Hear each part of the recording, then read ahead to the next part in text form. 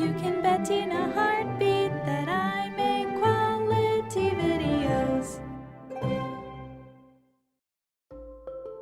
First ape to go to the watering hole with a container and put some of the water in it so that they could drink more later without returning to the watering hole must have been lauded as a fucking genius. Actually, as someone who used to study anthropology, albeit a very long time ago, I think it is generally accepted by now that the ability to carry containers of stuff is generally agreed to be one of the real tool-using leaps in human development, perhaps as important as fire. I mean, you'll get the impression that people studying early humans are basically spearhead experts, but that's just because spearheads don't decay.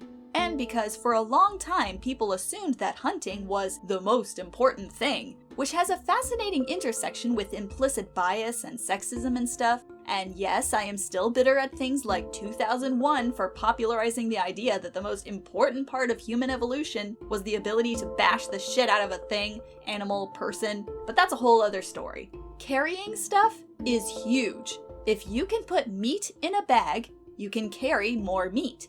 If you can put something like nuts in a bag, then nuts abruptly become a food that you can bring back to the tribe or save for later, and not a food that you're required to eat on the spot because they are tiresome and stupid to carry by hand. In both cases, your ability to feed yourself and your tribe just got a whole fuck of a lot better.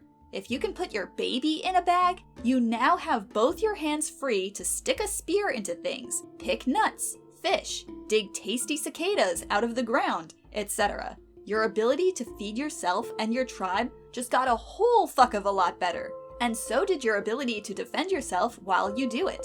And let's face it, your babies were already getting downright ridiculous in terms of the time it takes them to be fully walking ready due to brain size and being essentially premature. Inventing multitasking with baby is like pure survival at this point, and your way to do that is to create a specialized bag. If you can put water in a bag, first water containers very well may have been animal bladders or stomachs, not pots. You can bring water to your sick tribe members and they have a much higher chance of recovering. And then you have elaborations of the basic thing that contains objects idea.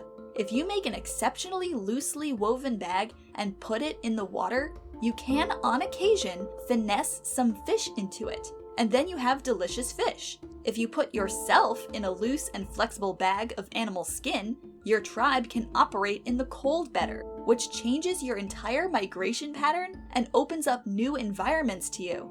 If you make a hard container and fill it with water and put it over your fire, you have invented a new type of cooking that unlocks whole new food types, such as vegetables that need softening in order for humans to eat them. Of course, at the same time, your stomach is becoming steadily more dependent on being able to fuck with your food in this way. But that isn't necessarily a bad thing, because the less energy you spend on digestion, the more energy you have to spend on other things, like brains. And big brains are good for unlocking whole new levels of communication, allowing for fantastic new levels of foraging cooperation, passing knowledge through generations, mate selection, and even various sorts of mental recreation where you imagine something that you don't see and then convey that to your fellow beings.